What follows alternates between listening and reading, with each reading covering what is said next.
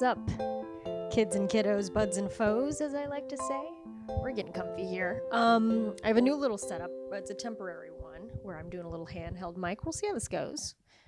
Sorry if the audio is different. I can't tell. My hearing's not great. So oftentimes I listen to podcasts, people are like, yeah, the audio on that podcast, not great. And I go, sounds crystal clear to me, because everything sounds about the same. So who knows? Probably shouldn't be working in the audio space, but I think it sounds crisp and clear, and hopefully it does to you too. All right. So we're back with another episode. I have a lot to catch you up on because clearly we had another little break in between the last episode and this one. Not too long, Not too long. But if I do give myself some credit, it's not as long as it has been in the past. But yeah, what is the deal? Well, a couple things. I got COVID. Did I tell you guys this? I got COVID in February. Mid-Feb, got the old coves. Had to happen. I'd skipped it. I'd missed it for about 2 years or however long we've been in this. I have been, boosted to the nines, and that means I've gotten 9 booster shots. No, I'm kidding. I got my booster shot. I'm a Trizer, triple Pfizer.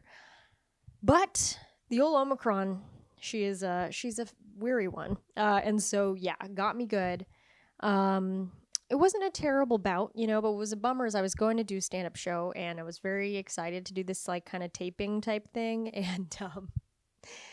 And I had been PCR'd earlier that week to make sure, or 2 days, or a day before, actually, to make sure that I was all good, and I was. And then, lo and behold, I go in for the taping, and they have a rapid PCR situation, and they pull me out of the green room. They're like, "Can you come with me?" So embarrassing in front of the other comics. But I was wearing an N95. I kind of was I was staying away from people. And I had they're like, "Oh, bring your stuff." So I'm like, can't be good news. So yeah, they escorted me out of there. Adios. And I had to do the walk of the shame. I had to do the walk of shame out from the Comedy Store back to my car, the little parking lot. And, it happens. It happens. So I was kind of bummed. I think the main problem, I wasn't that sick. I had some congestion. I had a little scratchy throat in the beginning. But I think the main bummer was that I had to cancel a lot of stuff, right? So that show, I had another show scheduled to perform at Wellesley College in Boston, Wellesley, Massachusetts. And I postponed that, but I did end up doing that back in April, early April. So nice. And that was fun because that was actually a show that was supposed to happen way before the pandemic, LOL. And then, they had to cancel that back in March 2020, so I'm glad I got reinstated in April 2022. So that happened. And then more recently, this is fun. More recently, I got food poisoning. And listen, I think it was from... See, I always want to blame myself, you know what I mean? But at the end of the day, yeah, I share the blame. So I blame myself. But I don't want to blame these wonderful grocery stores. I got sushi from the groceries. Store. But it was a Japanese market out here in LA that I thought, reputable spot. Gotten bento from them before, And then wasn't feeling too hot the next day, and that's when you kind of know. But I made sure to eat it right away when I got home. In the past, I've kind of left it on my desk. I'm kind of listen, raw fish, it keeps. I know that stuff. It keeps.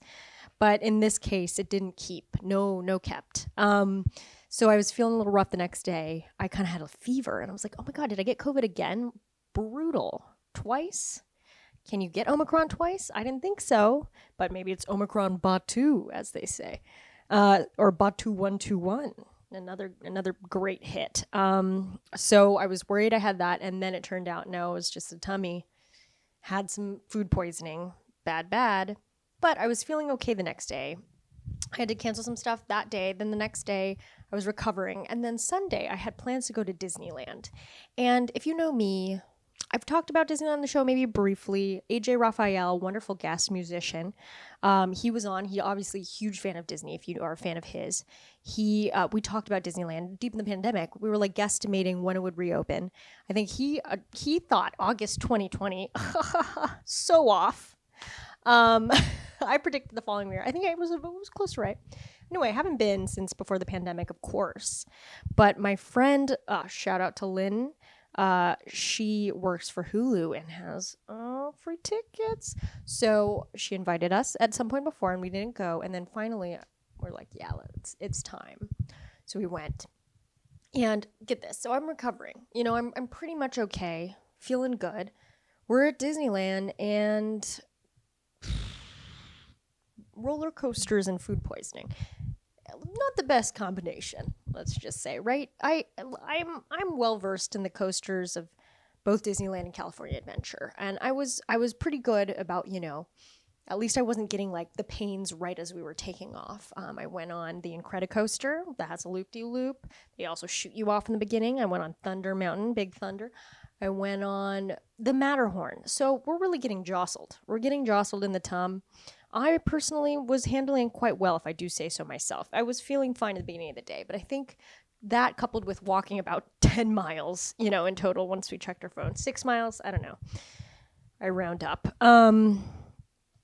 Throughout the day, jostling a lot. I wasn't eating that much because I didn't want to, cause any more issues.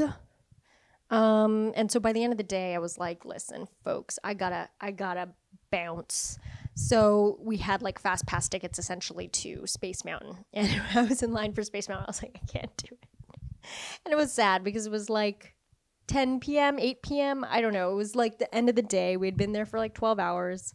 And I wanted to power through and really get the full experience. And we'd been waiting on Space Mountain for so long because obviously you don't want to wait in line. So we got the fast pass that dated, pushed it back to the nighttime.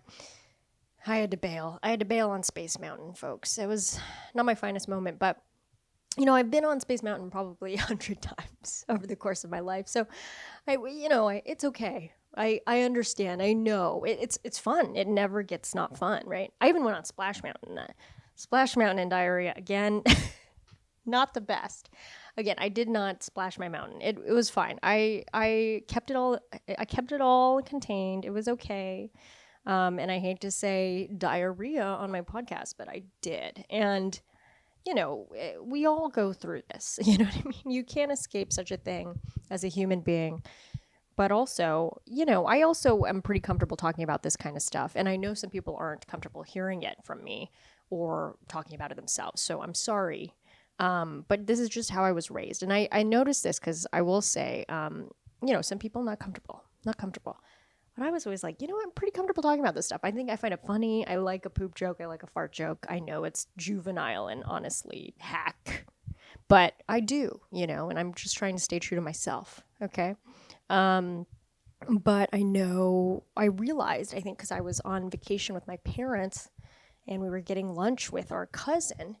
And, I realized I get it from my family. They're very comfortable about that stuff as well. And we would kind of like giggle if we were like talking about stuff. And, they even asked my cousin, like, what happens to you when you get lactose intolerant? You know what I mean? Like, we are comfortable about that stuff. So that's, don't blame me, blame my family. I'm just kidding. But yeah, so apologies for the details, but I just thought it was funny because it's like Disneyland and food poisoning. Getting jostled by a roller coaster while you're recovering from bad sushi. You gotta love it. So anyway, after Disneyland, I'm so happy I went. Thank you again to Lynn and Ben for taking us. It set me back a little bit. I kind of relapsed on the old food poisoning, and I felt pretty bad the next day. So it knocked me out for a couple more days. Then I had to travel. So that's why the podcast has been a little delayed. Because Sierra's been pushing herself too hard by going to Disneyland when she has food poisoning. But we're all good now. I think I'm stronger for it. I think I'm, repopulating the microbiome within my stomach, as they say. And so that's good. I got a lot of cashew milk probiotic. I am lactose intolerant, as I explained, perhaps in the past. But can recommend more getting those dairy-free probiotics for your little tum. So listen, that's all the details I'm going to give you. Oh, I do have to plug something that I wrote for that just came out on HBOMax. So, excuse me. I wrote for the show Close Enough on HBOMax. It's an adult animated series, super funny, super fun. Watch. It's from the creator J.G. Quintel, who created a regular show from Cartoon Network. If you guys were fans of that, hilarious. This is his latest project. It's more adult. It's like it's got all the fun things of fantastical animation, heart, funnies, jokety jokes. It is out right now, all of season 3, but there's also season 1 and 2. So, and you don't have to watch them in sequential order. And I only wrote for season 3. So it sounds like maybe you should start with season 3. But I did write 3 episodes in this season. That being said, it is a writing team. So it was all a team effort. And, but yeah, look out for my name. Yeah, I had such a fun time writing for that show. So really hope people watch it. I also hope it gets renewed for a 4th season because I also may or may not have written a 4th season with them. I don't know if I can say that. So yeah, so please watch it so that there's more demand for it so that they can actually make those wonderful new episodes. One way to connect this to what I was talking about earlier about how I love a poop joke. This wasn't a poop joke, but I did remember I was writing a script for that show and I put in a pretty gross vomit button to and a scene that I was like, listen, I don't know what to put here, I'll just throw this in and it's pretty funny. And 3 separate other people, the higher ups who have to read our scripts and kind of critique or suggest edits, 3 separate people were like, too gross, ew, disgusting, get rid of this joke. So clearly my limits on that are probably a little off. So we love it though, but loved writing all that. It was so fun. This, my friends, is a really fun podcast. It's with a friend of mine. Oh, a friend of mine. So sweet. I really value this person. She came into my life not too long ago, which is surprising because we've been in a pandemic and I pretty much stayed indoors. But she came into my life when we were shooting The Sex Lives of College Girls. Ever heard of it? Watch it on HBOMax. I'm in it. Honestly, I'm in that show, and I've talked about it already, right? So I'm in that show, and it's such a good, fun show. I feel very lucky to be a part of it. But I also feel like I can't, people are like, oh, I love that show. And I go, oh, me too, but I didn't have anything to do with it. But I am in it. I play Evangeline. But then also, it's funny because I don't think I look at all like the character because I'm wearing makeup and everything in the show. And so it's funny when people go, what? Who are you in that show? And I'm like, I don't know. You watched the show. I'm the Asian one. But there's many Asian ones. So that's what's beautiful about diversity is you cannot just say your race. You have to be like, I'm the girl who, is kind of mean to Bella, the main character in the beginning, and then I'm kind of and then we make up.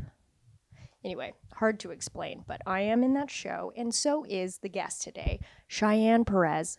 Said her name already. Should I say her name? I think I should say it at the last minute, but Cheyenne plays Jo in the show, which is my friend in the show, and then we became friends in real life, and she was just such a highlight of a person already from the get-go. She was super friendly, made the whole experience way easier because it's kind of scary going to a new job. You don't know anyone. She was right there next to me being immediately friendly and nice. And everyone loved Cheyenne too. She's so popular. I feel so honored that she is my friend. Oh God. So honored. And we struck up a friendship outside of just that job, which was fun. And we talk a lot about it on this podcast, so I don't want to get too sappy with you guys. But I feel grateful because friendship is in adulthood, in a pandemic, difficult, hard to maintain, hard to strike up. So I feel very lucky to have met her. And I am excited for you guys all to meet her. So she is an actress. She's a comedian. She is a hilarious improviser and sketch comedian. And she acts in the show, but she's also in Apple TV Plus. She's in For Mankind? For All Mankind. For All Mankind, which is the space show. It's something about the moon. I haven't seen it clearly. I don't have Apple TV Plus, but, give me your login if you want me to watch it, right? She's been in a bunch of commercials, too, which are all hilarious. Sometimes I'll watch them on her Instagram. Follow her. All right, that's enough of an intro. So, very excited for you to listen to this podcast episode with guest Cheyenne Perez.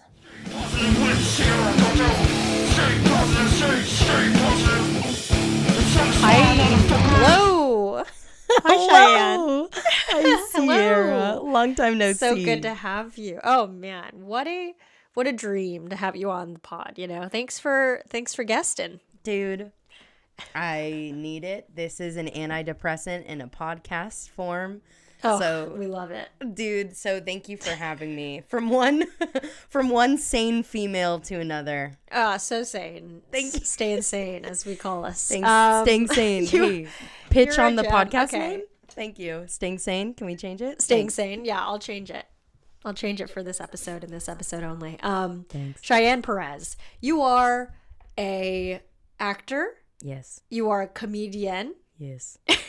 Notice how I didn't gender the actor, but I gendered the comedian. The comedian, the important one. And you are a writer, yes. an improv artist, a sketch artist. You do so many things. Tell me, what makes Cheyenne? I sound like a real radio host here. All right, Barbara Walters, let me get into this for you. Yes, please. What makes me? Is this a bio? Do I go into a little bit? Listen, this is free for all. You can tell me to go fuck myself. Oh. Or you can play along like a good girl. I'll play along like a good girl. I'm going to stay Podsitive. No, I won't tell you to fuck yourself this time. Okay, thanks. So I do all those things as you do. You and I are similar in the sense that we did start comedy pretty early. My God, yes. Yeah, we did, dude. I need to hear your origin story. I know glimpses of it, but do you want to start there? Yeah, let's do it. Tell me about your beginnings. Okay, the beginnings. Let's see. I was born and raised in Agora Hills, California, which, if you've seen the show Weeds, that like Stepfordy gross kind of show is actually based off of the town of Agora because it is so cookie cutter. But I was of course, what makes me the comedian is I was the odd duck because we were the poor family. So that made it just rife with comedy and, trying to keep up with my really rich friends as I was not so rich. So I think that lended a decent comedic lens to the situation I was in. I went to Agora High School, which crazily has a lot of alumni. Foxygen, if you've heard of that band. Sam France and Rado went there. We have Ethan Cooperberg, who currently he wrote on Transparent and is also creating some other stuff. AJ Holmes, a bunch of Heather Graham, like really random. Oh, I know. Wow. Uh-huh. That's actually how I lead all my brags, is that Heather Graham went to my high school. Oh, well, it worked on me. That's why I became friends with you. So that's actually what I did use on Sierra, and it worked pretty well. But there I did comedy sports, which you know about, Sierra. Yeah, I'm a fan. I've never participated.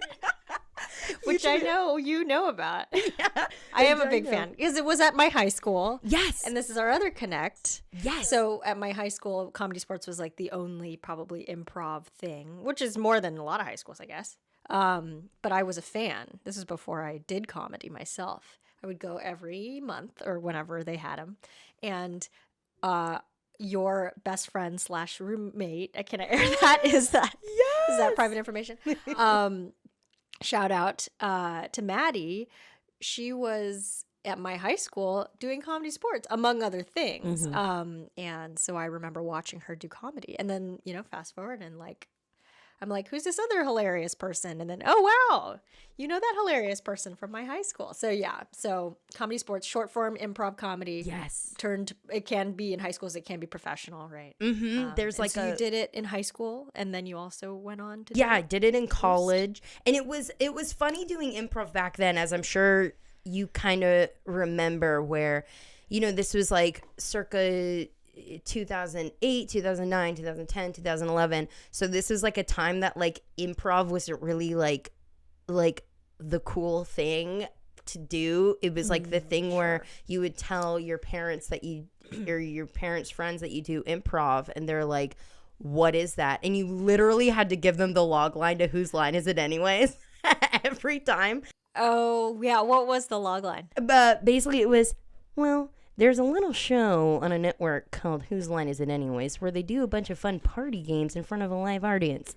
That's what we do, but no Drew Party Carey. games. Yeah, and we would say like party games because no one would understand. They're like, oh, so you do party games on stage.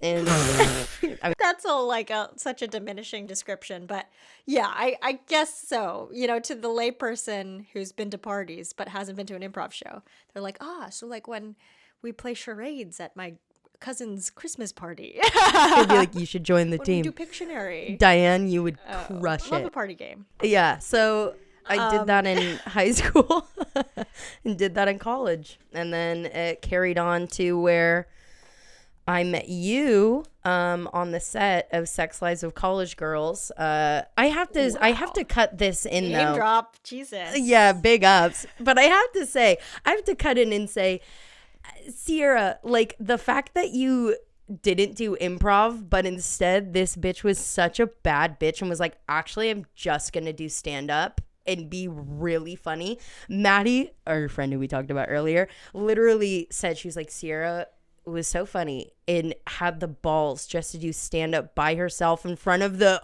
school.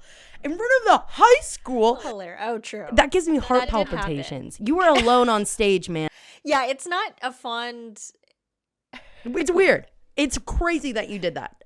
It's weird. It's weird because, ballsy. but it was less weird for me because I feel like improv and theater requires a certain amount of being goofy and silly and being a different character than yourself. And I was so comfortable being doing speeches because I did student government.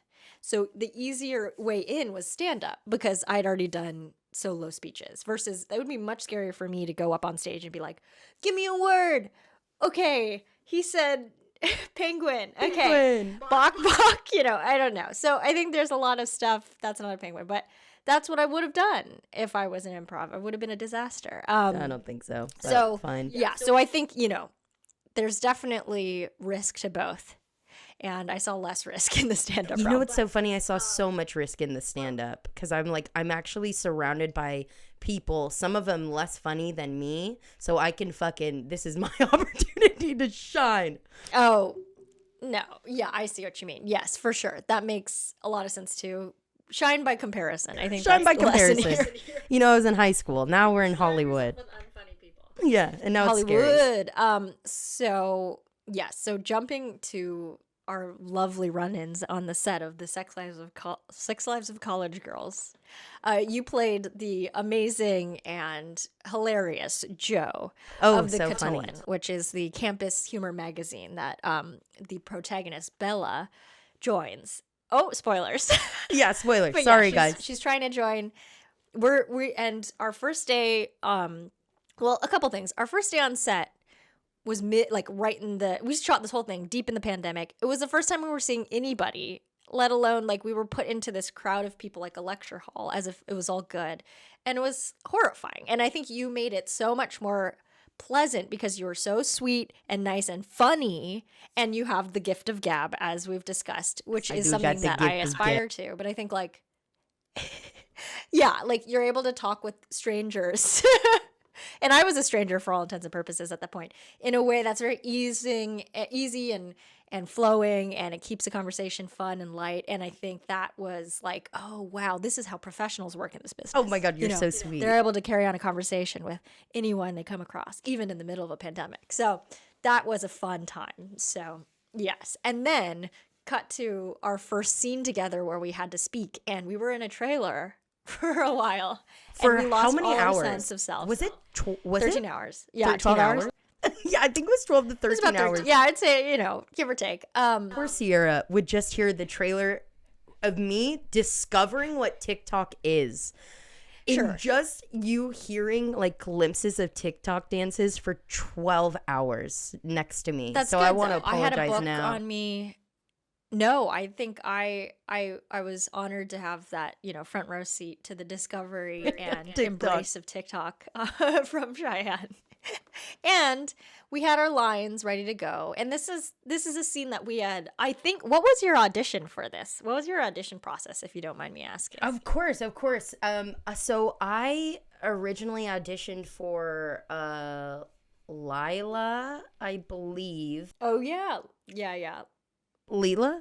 Leela? Leela? I was going to say. I think it's I Leela. was like, yeah, Lila. Yeah. I know the that show. one. That's But why yeah, I didn't Leela, get it. who Don't works worry at about Sips it. Coffee. Yeah, at the coffee place with Kimberly. And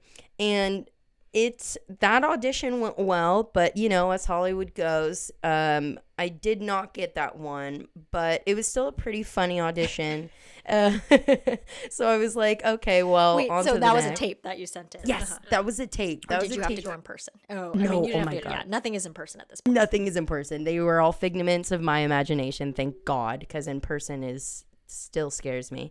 But I auditioned for Leela and then didn't get that. So I was like, okay. And then they sent me Joe, and the audition line Joe was me literally being like, okay, this is not the line, but it was something like this, of me being like, you fucking stupid whore. I'm gonna fuck you up, you dumb little slut. I'm gonna fucking kill. I'm gonna fucking You're a kill whore you. ass bitch. Yeah, it was bully. It was pro bully. We were bullies in the beginning because Pro mine was bully. that too. It was that scene, but with more, because I only said one line in that scene. I think where I was like, "Go fuck yourself" or whatever I said. What was your audition? My scene was that scene, but they added stuff. So they were like, "Oh, can you also be like, pretend you recognize?" It was supposed to be like, "Oh yeah, you're," because it's like Bella coming up to us and being like, "Hey, you're the two girls in the Cotillon." And then I was supposed to be like, "Oh yeah, you're the girl who farted in the elevator," and like all these like shits, like all these like shitting on her, and then being like, "Just kidding, I know who you are. You're that slut," you know. Dude, So- that's fun.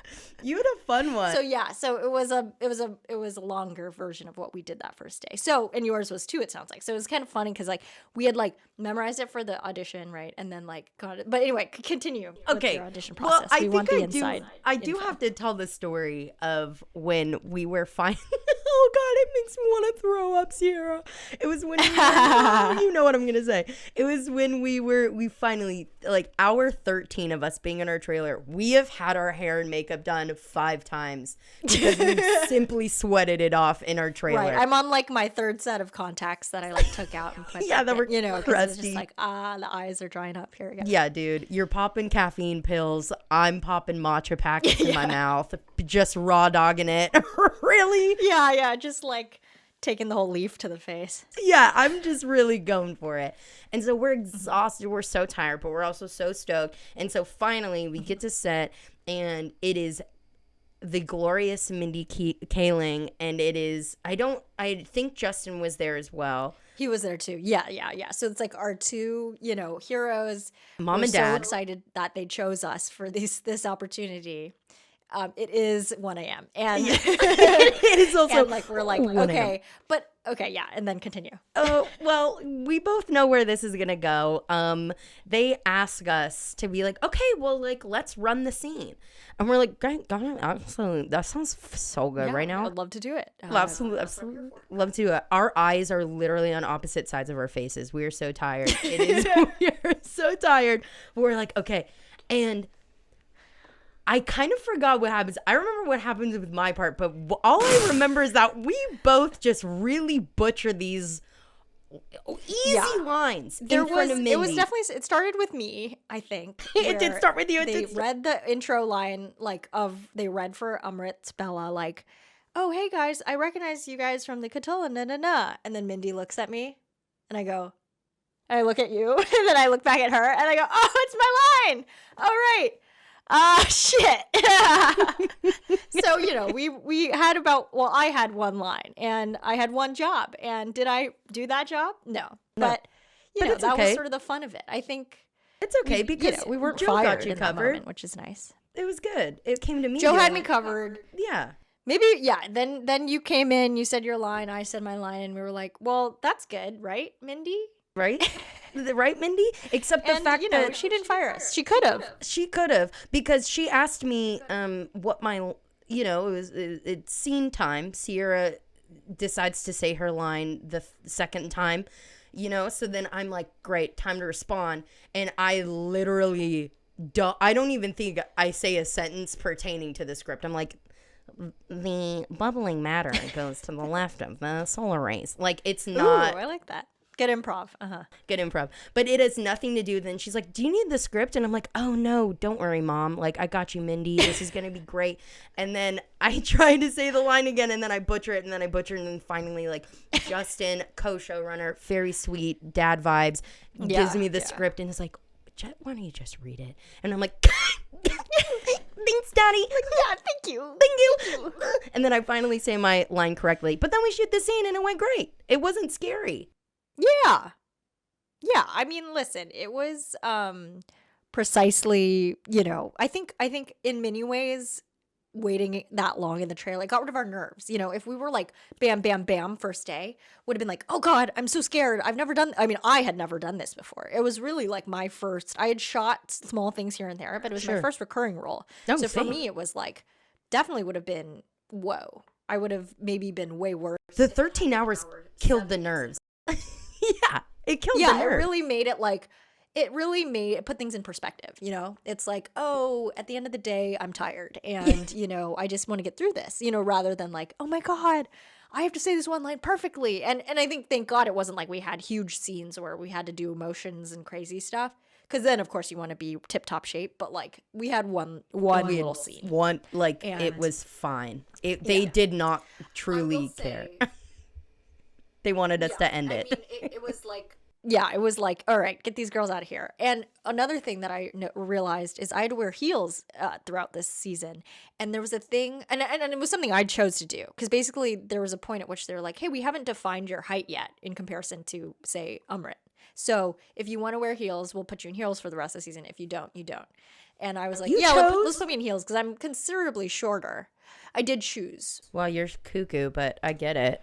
But here's the thing. So as a result, I decided I had to start wearing heels in practice at home because I was literally at a point at which I hadn't worn heels in so long, and I was not doing exercise or moving my body because I was fucking sitting in a chair for like hours for 2 on years. end and just staring at the computer. COVID. And like, and then it was like, oh, physical mobility. Like, it was just like a thing that I was like, oh yeah, I should probably get back into like that's routine. That's a triumph. Anyway, weird times. Yeah, that's very crazy. I mean, and I have to say, you guys, like, for all you listeners out there, if you saw Sierra walk in her heels as Evangeline, you crush it. I had no qualms. I looked weird. No, you did well. Remember at one point, I think I was like trying to bond with you, and I was like, do you like wear heels a lot or like something? Because like that's something that you're actually really good at.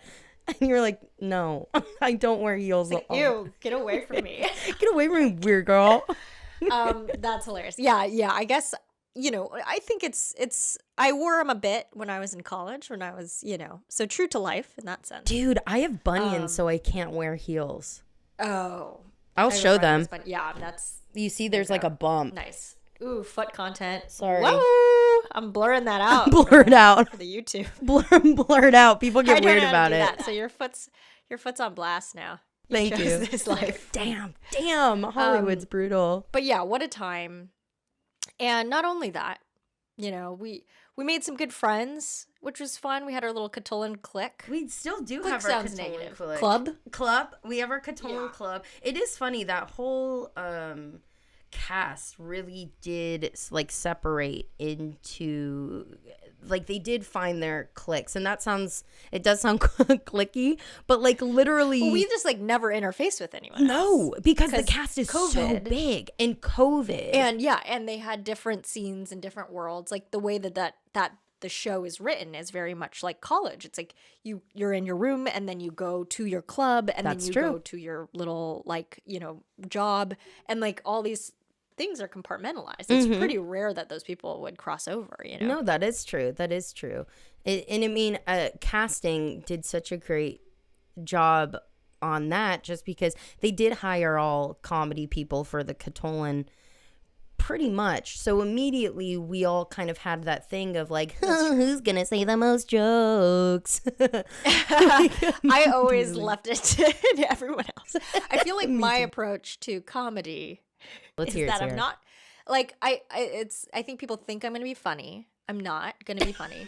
I'm going to allow other people to take that burden unless I'm the only one there. You know what I mean? Dude, like, you it's come in like and if I'm the snipe. only comedian there, then yes. Okay.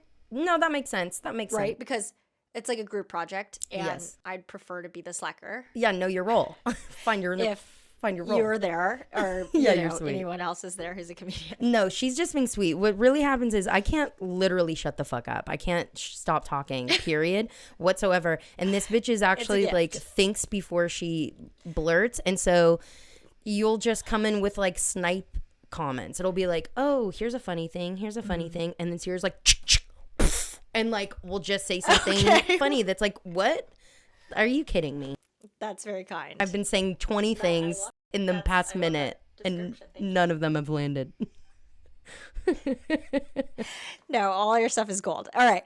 All right. Let's I'm great. let's talk about you. Let's get this back on the show, back on the Cheyenne train. Cheyenne train. What made Cheyenne's Cheyenne. I don't know how to No, let's do it. what made Cheyenne? No, I already asked you that, but like what sort of your comedic, North Stars, my friend? Okay. God, I gotta ask that in a normal way. What are your comedic North Stars? Okay, yeah, that's the normal way, Sierra. There she goes sniping again. So I think if I'm answering the question correctly, my comedic North Stars, like who I love, who is that it? Is that the question? Or like even just like stupid things you watch growing up that you're like, weirdly that left an impression, even if they're not critically acclaimed comedy. Oh, got you. 'Cause Okay. I find I don't fucking know anything about critically acclaimed stuff. No, me neither. I'd never watched I think I've seen like one movie from the 70s and like that's it, which is probably not great, but I don't know. I'm moving on. I guess I was very lucky where, doing comedy sports and being an obnoxious improv teenager, I had kids who are older than me who would watch funny stuff and would tell me about said funny stuff. So when I was like prime age of when we absorb everything, I discovered Strangers with Candy with Amy Sedaris and Steve Colbert. Sorry, I blanked. And and Paul Dinello, and that was like the first live action comedy show on Comedy Central, and that to me, that show is perfect. It is written perfectly. Amy Sedaris is a character genius, and characters have always been kind of my thing. So I glommed onto that real quick. Then I discovered Summer Heights High with Chris Lilly, another great character show based in Australia. So really kind of these like big character-driven shows. And The Office was also like kind of coming out around that time. So it was just like a great time for, at least for me, where I discovered a lot of like character-based, character-driven stuff. And I think, I don't know. Maybe it's because I am like a writer actor, and maybe you can touch on this too, that there is something funny about a character having such a strong point of view and guiding that whole show through their chaotic lens, and everything is through that lens of chaos. Like the funny is almost endless if you have a solid character. So I think that's something that, I don't know, has always stuck with me. Oh, dude. Yeah, I totally see that in your writing. In a way. I mean, this is all inside because it's like people aren't seeing what I'm seeing. You're sweet. But yeah, that makes total sense. I love that. And you have do you have any favorite characters that you've done that you could describe? Yeah.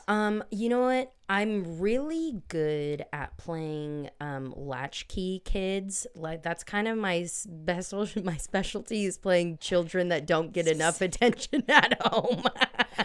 I'm really good at playing hyperactive children. It's your bread and butter. Bread and butter, it really is. You know, I've been on the same sketch team for 7 years now. Their name is Tantrum. We started at the Pack Theater, and now we are the longest running sketch team there, which is pretty cool. And there I was lucky enough, pretty cool. We were lucky enough to, unlike other theaters, get the opportunity to both write and act in our own stuff. So created a few. There's one girl named Witness. Her name is Witness, and her only point of view is that she's obsessed with dinner. She loves dinner. I love dinner. Who doesn't love dinner? And see, that's only talks about how much she loves dinner. No, that's it. She just loves dinner, and that's it. Is every meal dinner or no? It's just like Oh yeah. Post 5 p.m. There's morning dinner. There's afternoon dinner, and then there's dinner. Hello. Is there second dinner? Because I love second. Oh, I love second dinner. There should be. There's dessert Second dinner. dinner is where it's at. Yeah, that's Dessert dinner, That's yeah. dessert dinner. And then as you see, there's the lazy awe, which is just Dinner. dinner. So that's, classic comedy, guys. Kind Oh, of, I love that. I can relate to that character. right? Deeply. I feel like I would have dinner for breakfast all the time as a child because we would always eat leftovers. And I didn't really understand that like some people ate like different food for breakfast Same. until like later. And I was like, oh, weird. It is a very American Meal for the morning? thing. Yeah, I feel like it's such a typical American-y thing of like people eating breakfast where, yeah, same. We would eat, my mom would be like, here's some fucking like beans. Like, go ham, girl, Nice. Go for it. Breakfast. Beans for breakfast. Bean fist. That's what I was trying to say. Beans fist. Yep, there we go. Even though I couldn't actually utter those words.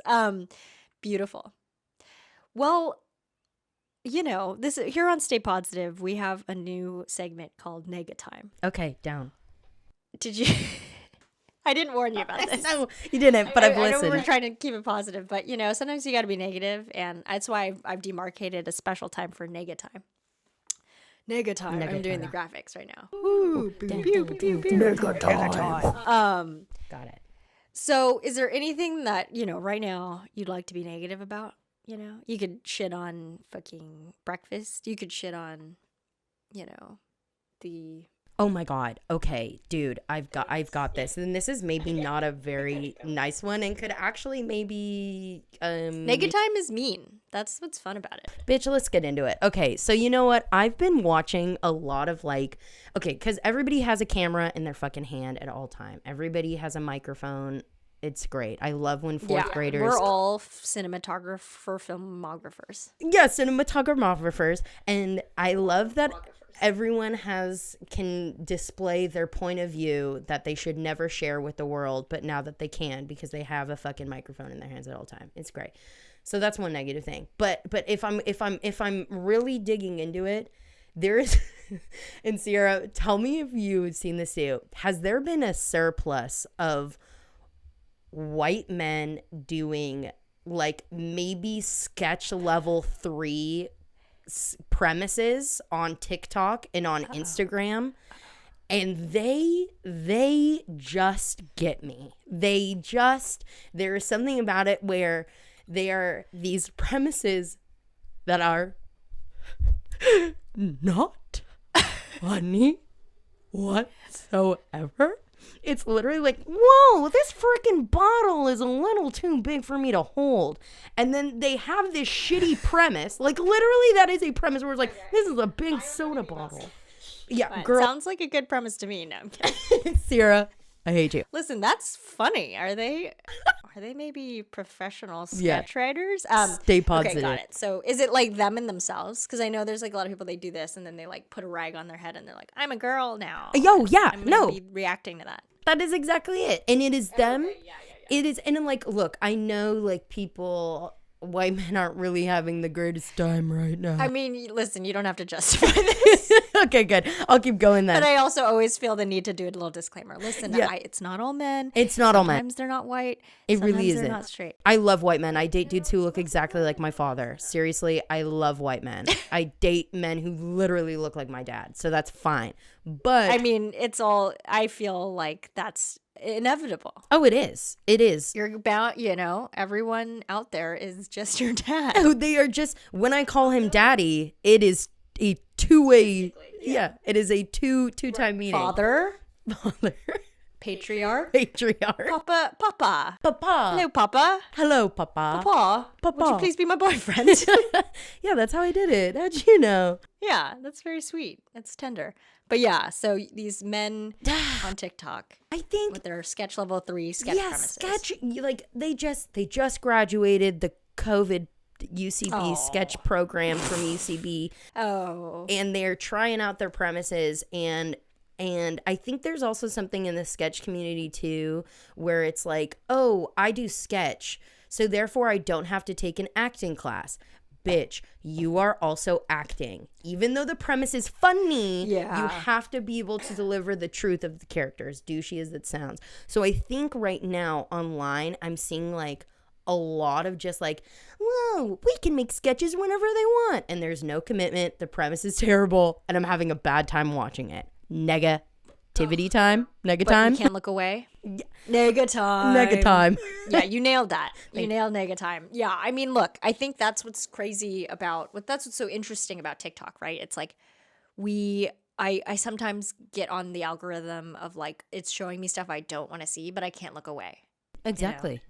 I can't look away. Can't look away. It's And genius to me. It fills my brain with this toxicity. I get a different. I don't get those. And it's funny always hearing what other people get on TikTok because it's always like very specific to them. And I'm always like, and we all feel like you're seeing this, right? I know. Everybody's seeing what But I'm you're seeing, not yeah. seeing it. But like, no, we're all seeing different shit. You're not seeing it. But mine is like filled with. Oh no. It's like this is just a glimpse into what I think about. Apparently, it's just filled with like Asian American people talking about race, and it's like very intense. No, It's but like that's because at it's least just I guess that's what I'm like sometimes drawn to interesting takes on like, oh, this is why this is problematic. This is why this is problematic. It's not always like just about Asian American specific stuff, but like, it's like at large, or it's like how Asian Americans need to be better about, anti-blackness or something, right? And so that's like all of my timeline. But then the occasional, I get the occasional like cute cute things people make, like little miniature things out of clay, or and that's what I'm, or like cool teas, like they'll make like cool juices with strawberries and pour matcha on top. And your it's like, TikTok is so San Francisco, girl. You are such a San Francisco girl with your TikTok. I do get a lot of tech. I get some tech stuff too. I'm not in that business at all. But like it'll be like, here's how much I'm making as a marketing manager at Google. So, and they're like doing their makeup at the same time. Oh, absolutely. Yeah, they're always doing their makeup. What am I watching? Yeah. Oh, TikTok it's truly fascinating what I have on my timeline. It doesn't really reflect. But I guess maybe it's like a nice break from. I follow this one girl who's a lawyer in New York. And she just talks about like what she does as like a high, like a high-end corporate lawyer in New York. And it just sounds so stressful, but it kind of is soothing because it's like, well, at least I'm not doing that. Oh, absolutely. I know. Compensated. That's how I feel when I watch the white boys do sketch comedy. I go, at least I'm not doing that. At least I'm not doing that. At least I am I have a lens where I'm like, nobody in the world needs to see this, but good for you for putting on your art because we're all loving light. Oh my God, kill me. It's true, though. We are living light. Yeah, I know. I want to be positive to these folks, but at the same time, nega time. Nega time is needed. Nega time is needed. Nega time. We need it. I dig it. Nega time. Thanks for participating in Nega time. I never know where to put that segment. It's new. You're the second person to go through that, so I appreciate your. I think it went pretty good. Game, being game. Do you have a as we've been through this pandemic, and honestly, together we met in the pandemic. You and I. We talked a lot about how it's affected. It's been a trying time. Yeah. I think how it affected us. Yes, we did. If I can speak on behalf of our friendship, I think that was a big thing. Is that, I mean, as you know, comedy people, it's pretty hard to be vulnerable because we like to fill it in with jokies and all that stuff. But I think that was something that did make us come together. Was like at some point we're able to discuss frustrations of like, especially too, I mean, it's weird to like be like, oh, being an actor is so hard. But you as you know, you have to get COVID so difficult. But you have to get COVID tested constantly if you're booked. So I'm sure you feel like this. You're hiding out constantly, and you really are not seeing people. Yeah. So you don't get sick. Right. And I recently failed that COVID test. Oh, my poor friend. So but we went through the like this was for something that luckily, it's not as serious as like our fucking, one shot at being on this HBO Max show. Sure. But yes, a lot of hiding out, a lot of like understanding each other, going through that. And then just the fact that like, I think we had this thing happen where we were in this show together and was like new territory, and then also COVID was happening, so there was just like a lot of parallel of like, oh, good thing Cheyenne knows what we're going through, good thing she kind of like has a very, what I see as like a wise and like practical perspective on this that aligns with the comedy, that aligns with like the like craziness of it all, because what was kind of fun too is like we and a lot of the other actors we worked with were not used to this. This was not like our third show being like, oh, okay, put my bag in my trailer. I don't know. I need a roast beef sandwich pronto, Rebecca. Yeah. Where is my coconut milk latte? So it worked in that aspect where nobody was like, ooh, we can't talk to her or him because they are like far beyond this. And even the people who were, I guess, maybe, more experienced, they certainly didn't behave in a way that I was like, oh, well, we can't look her in the eye. Same. Everyone was too chill. Like a welcoming cast, it felt. Yeah, absolutely. Did you have like any fucking breakthroughs during this pandemic? They could be good or bad. Absolutely. Dude, let's so get into it. I love this. Let's get weird. Let's get weird. Let's get vulnerable. And because I think that's the only way we can save humanity. A couple of things. Yes. One, I conquered an eating disorder during a pandemic, which is pew, pew, pew. pew, pew, which is absolutely wild to say. As most women in Hollywood, I've been ruled by food since I was 8. I started dieting when I was 8 years old. I did Weight Watchers, I did Nutrisystems, I did Jenny Craig. Ugh, a little baby. Oh, a baby, I would go to Weight Watchers meetings and they would like literally be like, good job, Cheyenne, you didn't eat a lot of ice cream this week. And I'd be like, I am the best person ever. And then the week I would eat a lot of ice cream, I'd feel like I have no worth because our weight is so tied to our worth still, which is pretty sad. But I recognize that, wow, I tend to focus a lot of my energy and time on food when that energy and time can go to other people and maybe not myself because overall I'm doing pretty okay. And, I think if the world is going as it's going, I think it's our responsibility to like not focus on ourselves as much as we can and try to extend that light outwards. So I got an intuitive eating therapist, which was pretty crazy. Intuitive eating, which you probably know, Sierra, but I'll say it for the Pods fans who don't. It's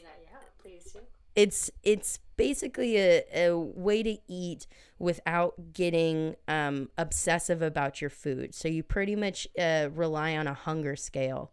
I think it goes, 1 is you are ravenous. You could eat your computer right now. You are so hungry. A 10 is if you eat one more thing, you will throw up.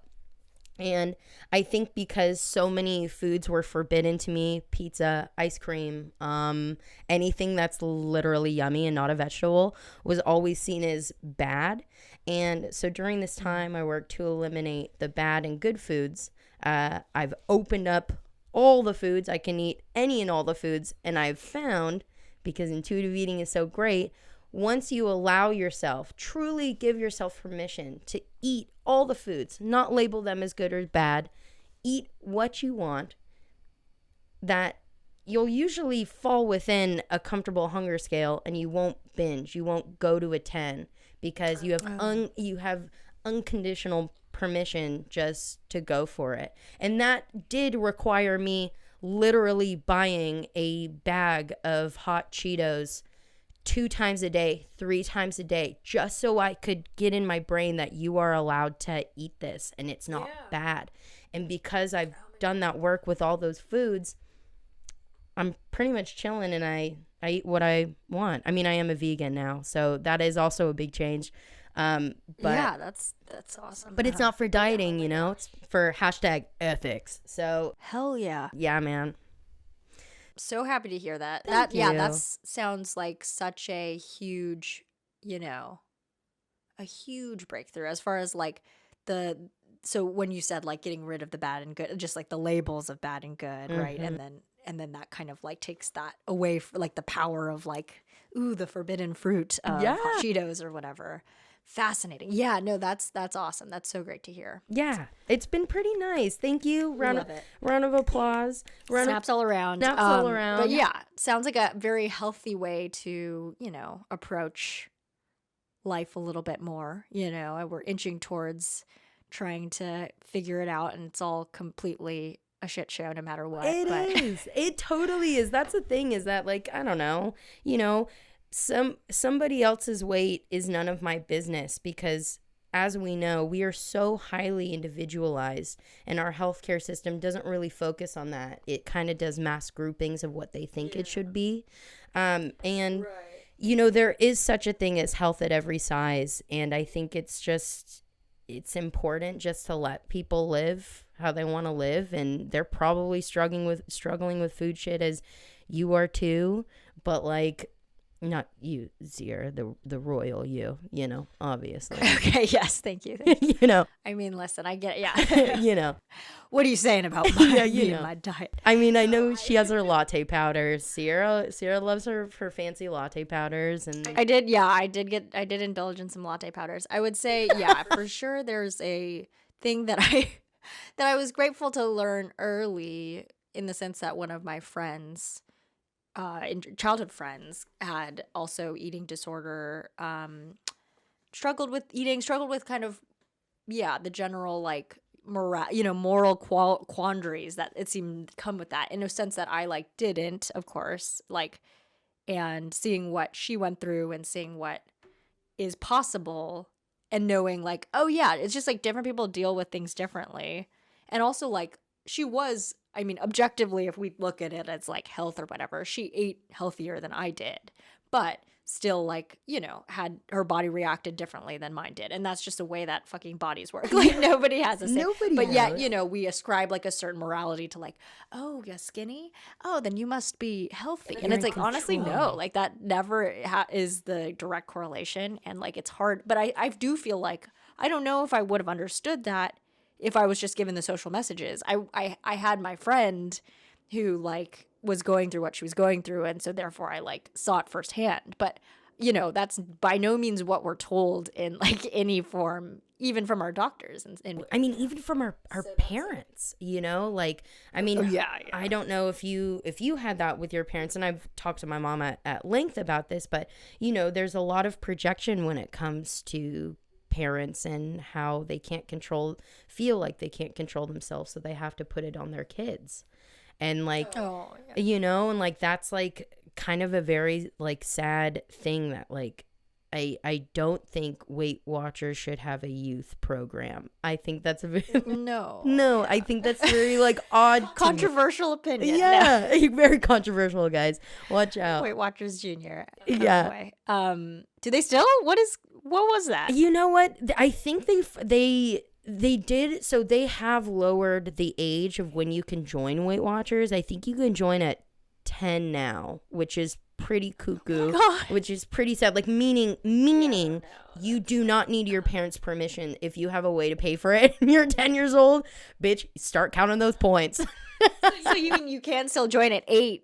Yeah. Oh, yeah. And have your parent be like, yeah, my 8-year-old totally needs to join. If you have your parents' permission, you can join at any time. And I think if I can just get on this one last time, there's a big thing, I think, with like nutrition, and it's very confusing. We hear foods are bad and good all the time. One week, kale is in, and the next week it's cancer causing. Like, it's just kind of Right, crazy. yeah. Like, eggs have been through so many Oh, different poor eggs. iterations. Yeah. And I'm a vegan, man. yeah, And eggs they've really been they're through back out now. Yeah, you don't need to worry about that. Yeah, But no. it's one day it's the yolks, one day it's Yeah, the fucking the whites. whites. No, Sierra, they're literally back out. Like, they're done. I just read an article being like, news Oh no. eggs are out. Yeah, they're done. Yeah, I just like throw out a thermos full of like raw eggs. Oh damn it. I throw the blender out the window. Damn it! Yeah, but I think we're not like, it's so funny. The basis of nutrition really is you want to eat foods that are just filled with water. The more water a food has, the fuller it gets you and the more nutritious it is. And that's so easy, right? It's so easy. Oh, what's going to get me fuller? Chop up some watermelon. Yo, bitch, there you go. You know? I hate watermelon. Hey, I love watermelon. And it's I know, controversial, but I'm not a huge. I think I can Wait, eat you it. don't It's like just it? texture-wise sometimes. I don't like it. I think up. maybe I've only had like weird bad watermelon. Oh, like when that's, it's kind of mealy? flavorless. when it's like mealy. Yeah, when it's mealy, exactly. I don't like that. But obviously, like a good watermelon, yeah. Do you like cantaloupe or honeydew? No, I'm also not huge into Yeah, no, that. those are bullshit. Those fucking suck. Like, what? Should I leave? Yeah, those are mass extinction. sorry. They deserve mass I extinction. shouldn't have opened this can of It's okay. cantaloupe. Also, this can of cantaloupe. Hey, there she goes, sniping in. Hey. Pew pew. But yeah, so I see water, nutrients. Water, nutrients, and so I think that's been I don't know, that's been easy to not get in my head, at least when it comes to wanting to make the quote unquote right choice. That's the guideline that I follow. Right. That's the tough language. The tough language. Yeah. But yeah. Well, that sounds like it sounds like it works for you, which is the most important. Yes. But also very cool to share because I think that's something that for sure. I feel like I used to have such a sweet tooth as a kid. And it was such a forbidden thing too. And then also I drink a lot of milk. My mom was one of those moms who was like, you got to drink at least 4 tall glasses of milk every day. Bitch, did you shit your and then bed? you'll grow taller. Did you shit in your bed? I should have. Now I'm lactose intolerant, so I would today. Oh yeah. But you yeah, it was are. it was that time. It was when cow's milk was queen. Yeah, it was queen. King. It was really like the thing. And had to do a lot of that. And so it was like I would never drink water as a kid. I would only drink milk and then would only want like sweets because it was just like I would eat the same thing and just like crave the forbidden fruit of like soda and sweet stuff. And then when I like moved into college and like became more adult but still in college, but like as far as food was happening, I wasn't supervised by my parents as much. I think I stopped eating sweets because it just wasn't like as enticing. Wow. Yeah, because the forbiddenness. I can is get my gone. fill eating what I want to eat during the day. Yeah, and then it kind of became less of like the ooh, what am I gonna have for dessert? Totally. So that weirdly changed, but I think it's obviously very different, but I think in the sense of like things that we put the sort of premium on because we think of them as like bad and we're gonna get nasty, we're gonna eat that. Yeah. Oh, absolutely. Sierra, I literally would like when I was binging, I like now can say this with crazy confidence. I would eat 3,500 calories in a meal. That is a pound, my friend. That is a pure pound that will enter my body because of the whole thing of like, oh my God, this is sexy and forbidden as fuck. Time to get this in my tiny body and make it bigger. Like, I just like, I would literally fuck a Slim Jim. Like, I would just fuck a Slim Jim. I would do what I needed to do because it was forbidden. But now it's like, I don't have sex with Slim Jims anymore. I use cucumbers. You don't need to shove that stuff up your butt. No. I love that you went for the butt. I mean, a Slim Jim, fucking a Slim Jim to me comes off as, a butt entry. Harvard, know everyone. Harvard. But it does. Harvard. Yeah, you heard it here. Speaking of, like, these sort of attributions to things that make it all the more enticing or not, I felt that I've been thinking a lot about alcohol and the fact that, like, I only started drinking in college when it became, like, when my life kind of began. You know, I was such a studious, like, kind of, you know, nerd who stayed at home and ate, you know, drank milk in high school. And then alcohol became associated with fun and life and friends and like this. And also it was because it's illegal. I mean, up until you're 21, like it became such a commodity of like, ooh, so-and-so has a cup of nice vodka in their fridge. I remember there was a time at which some friend had a dining hall glass of vodka in their fridge that was refrigerated. And that was like, oh my God, wow, so amazing. Because like we were just so used to drinking like plastic bottle room temp, like warm vodka. Anyway, it's just a weird time in our lives when we just like Crazy. you know, because it's illegal, it becomes such a scarce thing, and you're just like deciding that this is the prized thing. Anyway, Totally, you want to drink it all. thinking back to like those times. Absolutely. That was me with weed up until 2 weeks ago. Like, you know, it's the forbidden fruit. But ew, also warm vodka. Sierra, treat yourself. The fuck. Yeah, I mean, listen, cut me some slack. I was a freshman, but yeah, it was like disgusting what we would do. And then, you know, I think it's become a thing as an adult, and especially during the pandemic, where it's like, well, what am I going to do to separate the day from the night? Oh, totally. Drink, you know?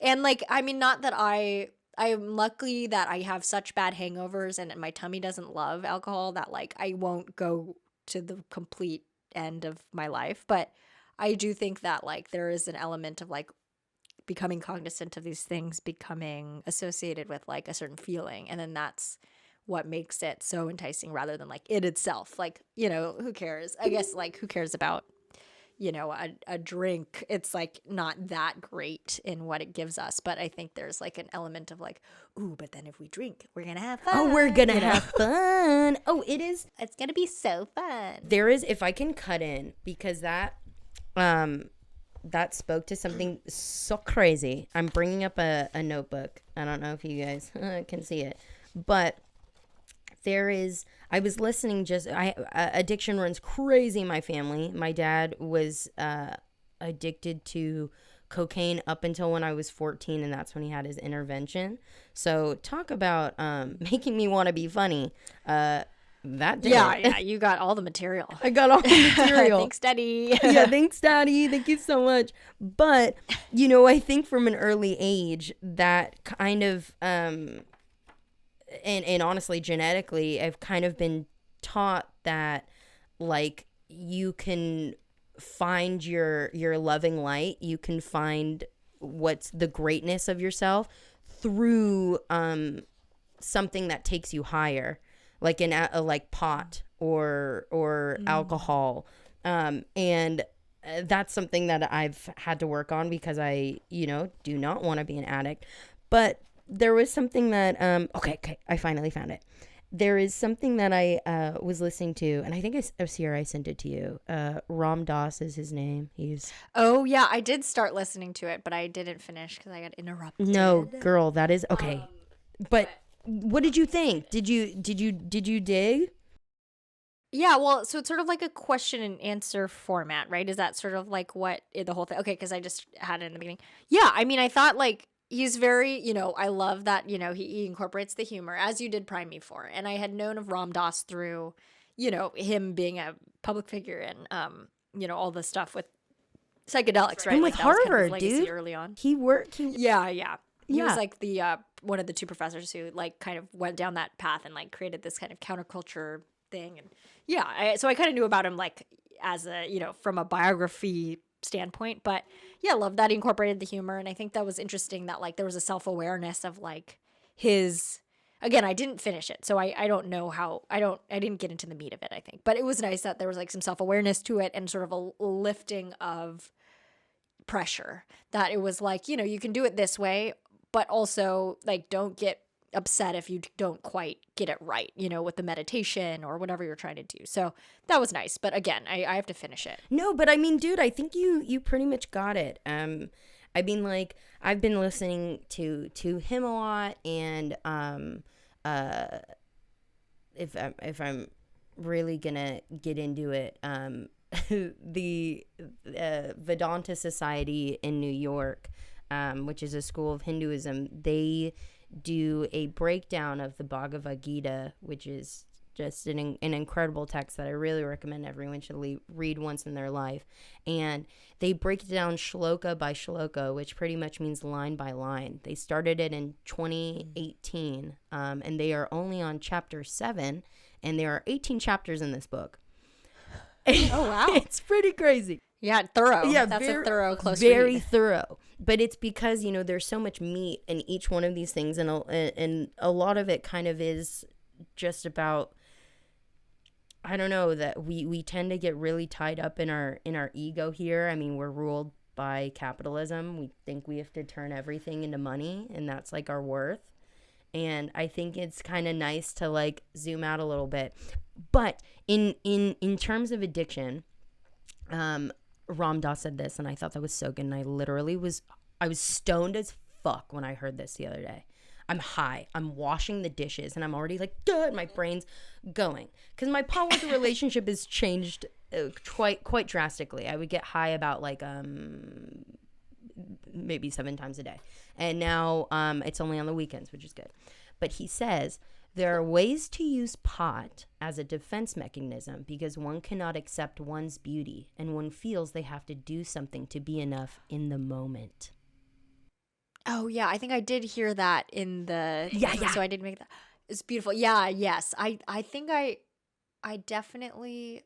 Like, yeah, that was rich. Yeah. That to me was like, oh, That was fuck. money. Because I just feel like that resonates so hard with like...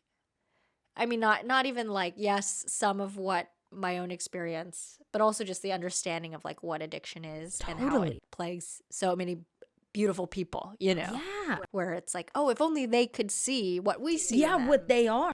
maybe they wouldn't need this. Yeah. Totally. But of course, yeah, that's Yeah. not how it works. I don't know. Yeah. That just I had to interrupt Stunning. your entire podcast to read. Oh no, that that makes it better. Thank That's you. what this is for. Thank you. But yeah, stunning, as I say. That's my new thing now. Anytime I see a beautiful picture, I go stunning. Or hear a beautiful quote.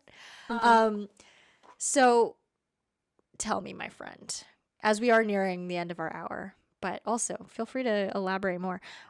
Is there anything that you do that makes you, in these times that are tough, that helps you feel a little better, even in the moment or in the long term, or something you're working towards? Ooh, okay. You know what? I have been bullet journaling, which is really nice. I'm going back to 2016 right now. And I'm really just I'm indexing. I'm migrating tasks. But it is really it's a nice addition to therapy, I guess, just to be able to like kind of journal everything out. And also it kind of acts as your planner as well.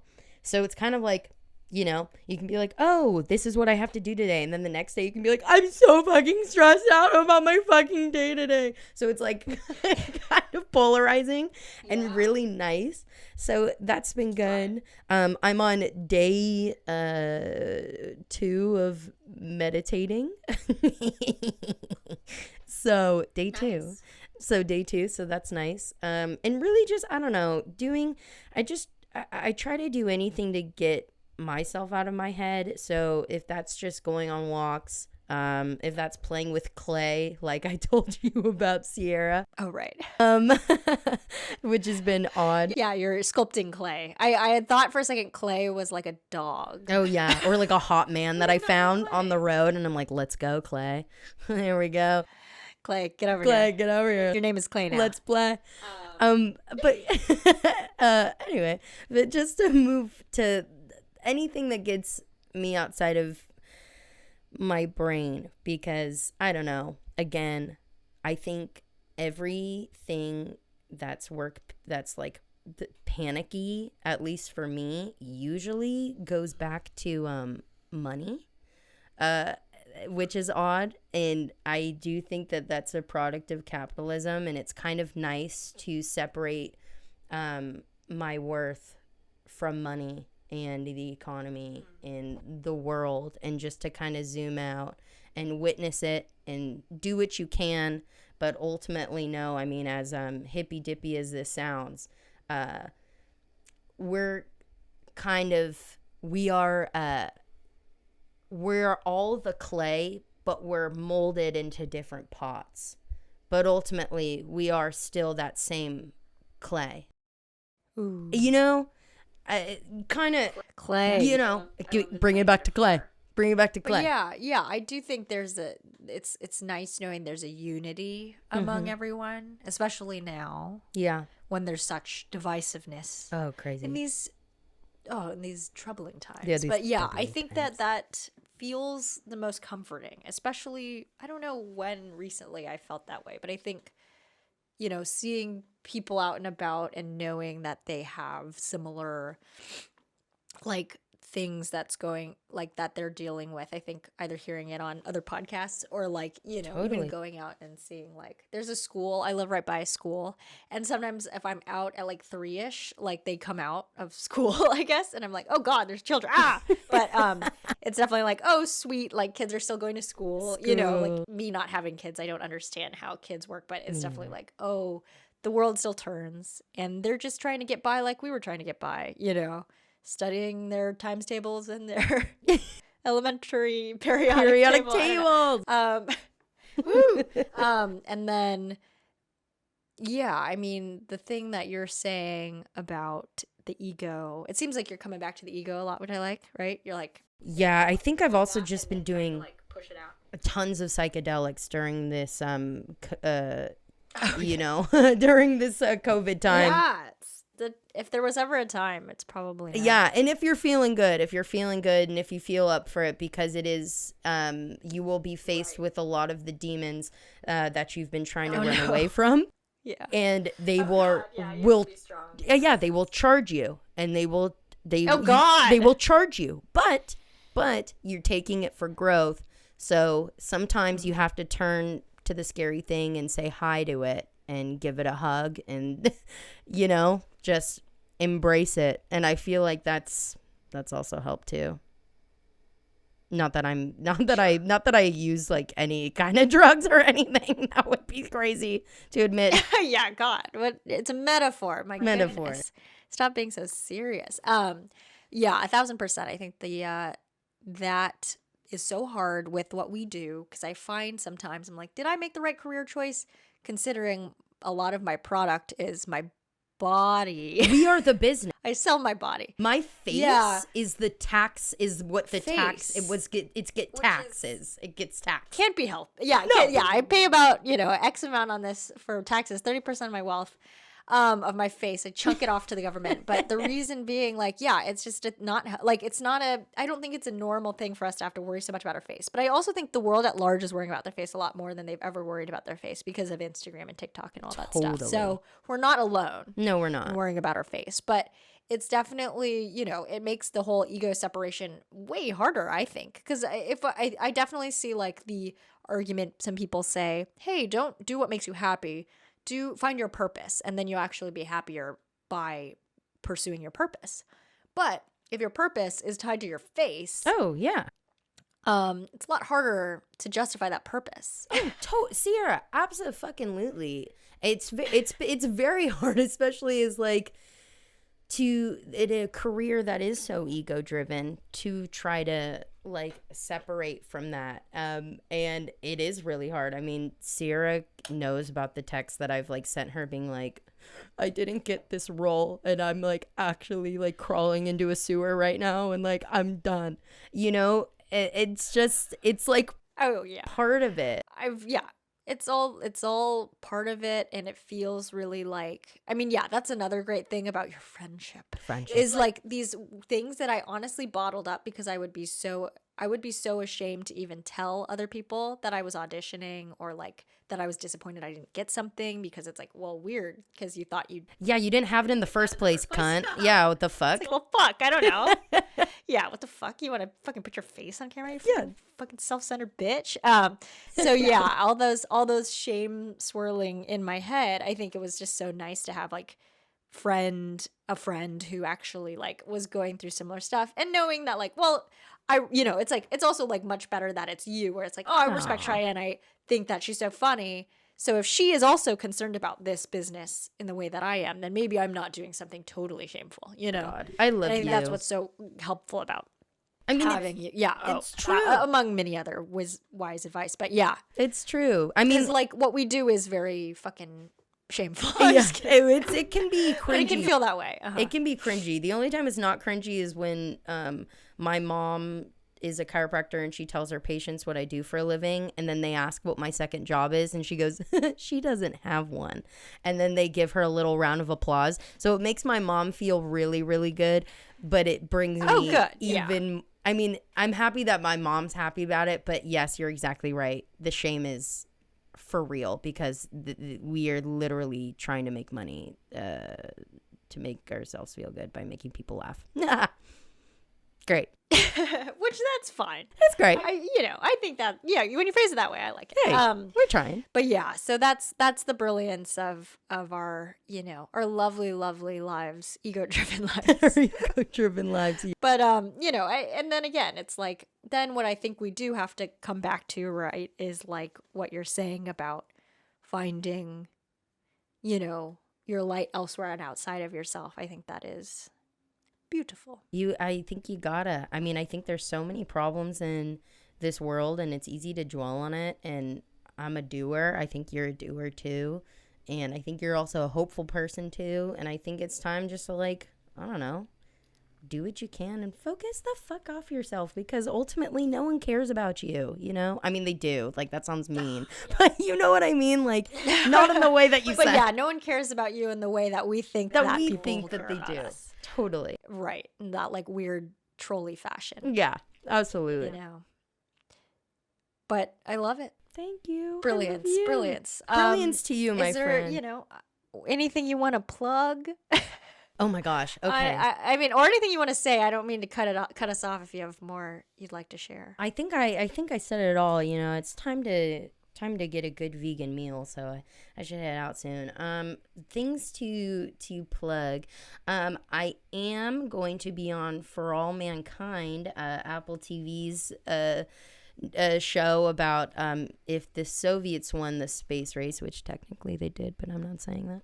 And it's season 3. Oh yeah. Yeah, they did. They totally just I didn't won. know that was the premise, Oh unfortunately. yeah. But yeah, I would have. I mean, they did. They won. did get up there first, but we got the moon, I guess. Yeah. And why does the moon belong to? Yeah, why does belong to nobody? Why do we need to claim the moon? It's the fucking moon. I know. We're such. Oh my god. I swear to God, we are imperialists. It's real silly. Yeah, Real we're silly. imperialists in the end. But yeah, so I'm playing a fun reoccurring character where I'm just kind of a cunty scientist, which is nice. I as you can see, I'm really good. Sorry to throw the C word. Don't know if that's allowed on here, but. Oh yeah, we love the C word here. Cunt it up. Cunt it up. Okay, great. So that's clearly my brand in Hollywood, and yeah, that should be coming up in the next couple months. And other than that, just working on something fun with my super good friend Sierra, and that's it. Ooh, never heard of her. Never heard of her. Love it. Yeah. Gross. Who's that? Yeah. Awesome. Check it out. And obviously, Sex Lives of College Girls. Look out for Joe. Yeah, look out for Joe. Sweet. I thank you for your time and your wisdom. And it was so good. Dude, it was so good. This podcast is really awesome. I started with the wrestler episode, which that guy is so funny. And then I listened to last week's. Stevie Weeby. Oh yeah, he's such a quirky guy. And I listened to last week's, and you're just doing something good. Sierra's a very normal person that everyone should listen to because she's fucking normal. So just hold on to that. Wow. That's a high compliment. It's true. It's the best one I can give for Hollywood. You're normal and I love you. I love you. I love you. You did it again. Did it All again. Right, I'm gonna stop. Okay, thank you so much for listening to that episode with Cheyenne Perez. You can follow her on Instagram. She's at Cheyenne Perez with 3 Z's at the end. Not silent Z's at the beginning. And also, Cheyenne Casual is her funny Instagram, influencer profile. It's super hilarious. that one has content if I ever saw it. Also, please watch Close Enough season 3. It's out right now on HBO Max. I wrote for it. I was on the Little Rotten team. Okay, thank you so much. Have a wonderful week. Well, it's dark, but it doesn't have to be. We are dark.